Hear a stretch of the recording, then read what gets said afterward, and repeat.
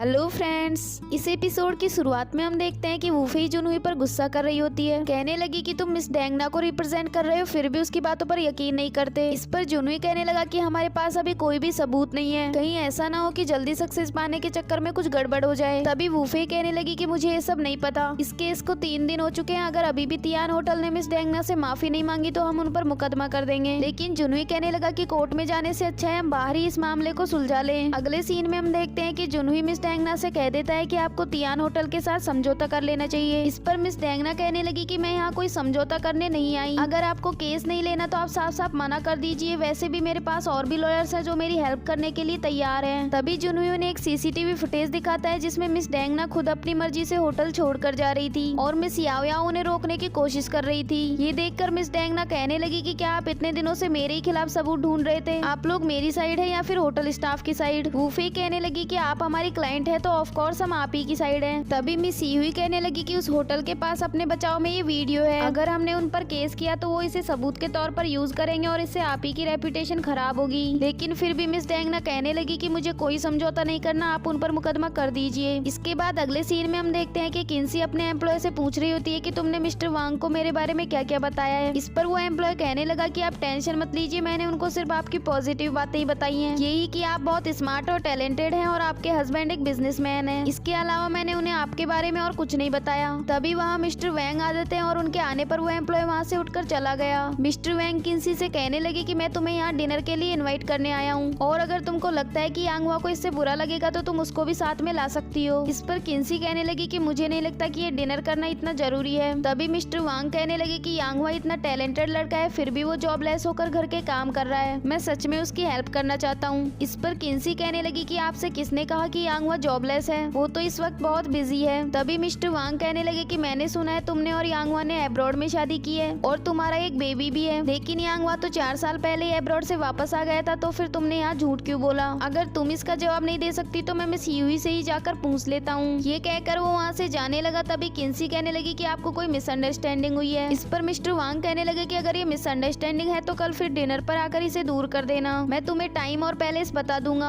ये कहकर वो वहाँ से चले गए। अगले सीन में हम देखते हैं कि जुनूई और वूफे एक साथ लंच कर रहे होते हैं। तभी जुनूई कहने लगा कि अब मैं ये केस हैंडल नहीं करूंगा, इस केस की करंट सिचुएशन को देखते हुए इसे छोड़ देना ही ज्यादा सही रहेगा। इस पर वूफे कहने लगी कि क्या तुम पागल हो गए हो, मैंने और मेरे डैड ने तुम्हें ये केस दिलवाने के लिए कितनी मेहनत की है, तुम इसको ऐसे ही बीच में नहीं छोड़ सकते। मिस यूई ने मुझसे प्रॉमिस किया है कि अगर तुम इस केस को जीत जाओगे तो वो तुम्हें इस कंपनी में पार्टनर बना लेंगी। अगले सीन में हम देखते हैं कि किन्सी यांगवा को कोर्ट जाने के लिए रेडी कर रही होती है क्योंकि यांगवा मिस्टर क्यू के लिए गवाही देने जाने वाला है। किन्सी उससे कहने लगी कि तुम आज पहली बार कोर्ट जा रहे हो तो वहाँ थोड़ा नर्वस हो सकते हो, पर तुम टेंशन मत लेना, लीडाई सब कुछ संभाल लेगी, तुम बस उतना ही कहना जितना तुमसे लीडाई ने कहा हो। दूसरी पार्टी तुमसे काफी सारे क्वेश्चन पूछेगी तो तुम सोच समझ कर ही जवाब देना। अगले सीन में हम देखते हैं कि यांगवा कोर्ट पहुंच जाता है और थोड़ी देर बाद उसे गवाही देने के लिए बुलाया जाता है। यांगवा अंदर जाकर वो सब बोल देता है जो उससे लीडाई ने बोलने को कहा। तभी वहाँ मिस्टर क्यू की बिजनेस रिपोर्ट्स दिखाई जाती है जिनमें कुछ गड़बड़ थी। फिर मिस्टर क्यू चिल्लाते हुए कहने लगे कि इन रिपोर्ट्स के साथ जरूर किसी ने छेड़छाड़ की है, मैंने कोई भी मिस्टेक नहीं की है। तभी जज ये डिसाइड करते हैं कि हमारे पास अभी इनफ सबूत नहीं है तो हम इस केस को कंटिन्यू रखेंगे। वही दूसरे कोर्ट रूम में मिस डेंगना वाला केस भी चल रहा होता है। मिस डेंगना की विटनेस कहने लगी कि जब मिस डेंगना को चोट लगी थी तो मैंने देखा था कि मैनेजर याओ उनके साथ झगड़ा कर रही थी और उन्होंने मुझसे मिस डेंगना को होटल से बाहर निकालने के लिए भी कहा था। तभी मैनेजर याओ याओ कहने लगी कि मेरे पास उस दिन की सीसीटीवी फुटेज है और इस वीडियो को देखने के बाद आप सभी को पता लग जाएगा कि उस दिन क्या हुआ था।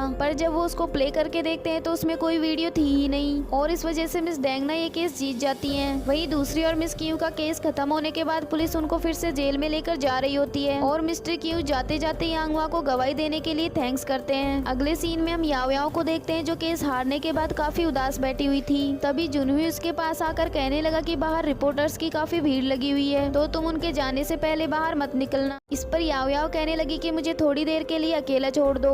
ये सुनकर जुनूई वहाँ से चला गया। वही दूसरी और यांगवा और लीडाई जब कोर्ट से बाहर आते हैं तो देखते हैं कि वहाँ काफी सारे रिपोर्टर्स मिस डेंगना का इंटरव्यू ले रहे थे क्योंकि वो ये केस जीत गई थी। ये सब देखने के बाद लीडाई याओ याओ के पास जाती है क्योंकि वो उसकी हेल्प करना चाहती थी। अगले सीन में हम देखते हैं कि लीडाई याओ याओ का जैकेट पहनकर बाहर आ जाती है और रिपोर्टर्स को लगता है कि वो याओ याओ है तो वो सब उसका इंटरव्यू लेने के लिए चले जाते हैं। वही दूसरी और याओ याओ मीडिया से बचकर वहाँ से जाने लगती है। तभी तभी यांगवा उसका हाथ पकड़कर कहने लगा कि पीछे मुड़कर मत देखना। फिर वो उसे अपनी कार में बिठा लेता है और वहाँ से बचाकर ले जाता है। इसके बाद उसे देखकर यांगवा को फ्लैशबैक में एक सीन याद आता है जिसमें दिखाया जाता है कि याओ याओ यांगवा की एक्स गर्लफ्रेंड है और वो दोनों एक दूसरे के साथ काफी खुश लग रहे थे। तभी मिस याओ यांगवा से पूछने लगी कि तुम यहाँ क्या कर रहे हो। यांगवा कहने लगा कि उन लोगों को तुम्हारे घर का एड्रेस भी पता लग गया है, इसीलिए तुम कुछ दिनों के लिए कहीं और चली जाओ। वहीं ली डाई भी यांगवा का वेट कर रही होती है। फिर वो जल्दी से कार में बैठकर उसे बताने लगी कि मिस्टर क्यू को अचानक से हार्ट अटैक आ गया है, तो हमें अभी हॉस्पिटल जाना होगा। इसके बाद याओ याओ कार से उतर जाती है और वो दोनों हॉस्पिटल चले जाते हैं। तभी याओ याओ को फ्लैशबैक में एक सीन याद आता है जिसमें वो यांगवा को छोड़कर जा रही थी, क्योंकि यांगवा जॉब करने के लिए कनाडा जाने वाला था। यांगवा जब उसे रोकने की कोशिश करता है तो याओ याओ कहने लगी कि तुम मिस्टर क्यू के साथ कनाडा जा रहे हो, पर क्या तुम इस बात की गारंटी दे सकते हो कि वो तुम्हें अपनी बेटी से शादी करने के लिए फोर्स नहीं करेंगे। इस पर यांगवा कहने लगा कि मैंने तुम्हें कितनी बार बताया है कि मैं उनकी बेटी से शादी नहीं करूंगा, मैं बस वहाँ अपना काम करने के लिए जा रहा हूँ। लेकिन याओ याओ कहने लगी कि तुम सिर्फ अपने और अपने करियर के बारे में सोचते हो, तुम जैसे सेल्फिश लोग हैप्पीनेस डिजर्व ही नहीं करते। ये कहकर वो उसे छोड़कर चली गई। अगले सीन में हम देखते हैं कि किन्सी मिस्टर वैंग के साथ डिनर पर गई होती है और उनसे कहने लगी कि मैं यांगवा को साथ में नहीं लाई क्योंकि पास्ट में उसके साथ जो भी हुआ था वो उसको भूला नहीं है, तो मैं उन्हें आपसे मिलने के लिए इंसिस्ट नहीं कर सकती थी। इस पर मिस्टर वांग कहने लगे कि मैं यांगवा को काफी अच्छे से जानता हूँ, पर अब तो वो बहुत बदल चुका है। फिर किन्सी उनसे यांगवा के पास्ट के बारे में पूछने लगी। इस पर मिस्टर वांग कहने लगे कि जब वो मिस्टर क्यू के साथ काम करता था तब वो उनका ऑलमोस्ट सन इन लॉ ही बन चुका था। क्या उसने तुम्हें कभी ये सब बताया नहीं? वो पहले सिंगल नहीं था, उसकी एक गर्लफ्रेंड भी थी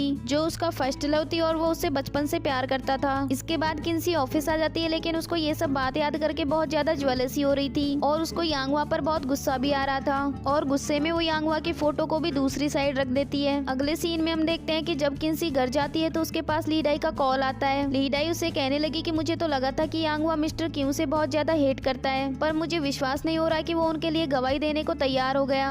अब तो मुझे यांगवा भी काफी पसंद आने लगा है, तो फिर ये बताओ कि तुम डिवोर्स कब लेने वाले हो, या फिर तुम उसे छोड़ने के लिए कितने पैसे लोगी। इस पर किन्सी कहने लगी कि अगर तुम्हारे पास बात करने के लिए कुछ भी नहीं है तो मैं कॉल कट कर रही हूँ। तभी ली डाई कहने लगी कि मैंने तुम्हें ये बताने के लिए कॉल किया था कि मिस याओ याओ केस हार गई हैं, उनकी होटल ने उनके ही खिलाफ गवाही दे दी। तभी किन्सी पूछने लगी कि क्या तुम मिस याओ याओ को जानती हो। इस पर ली डाई कहने लगी कि मैं पहले उसे नहीं जानती थी, आज ही उससे मिली हूँ, पर मुझे तुम्हें एक एक्सक्लूसिव न्यूज बतानी है। यांगवा और याओ याओ पहले से एक दूसरे को जानते थे और इतना ही नहीं, उनकी काफी पुरानी दोस्ती है। मैं ये तुमको इसीलिए बता रही हूँ क्योंकि तुम और यांगवा रियल कपल तो हो नहीं, तो इससे तुम्हारी रिलेशनशिप पर भी कोई इफेक्ट नहीं पड़ेगा। अगर तुम्हें उन दोनों के बारे में कुछ और पता लगे तो मुझे भी बता देना, क्योंकि मुझे लोगों की गॉसिप सुनने में बहुत मजा आता है। और इसी के साथ ही ये एपिसोड भी यहीं एंड हो जाता है।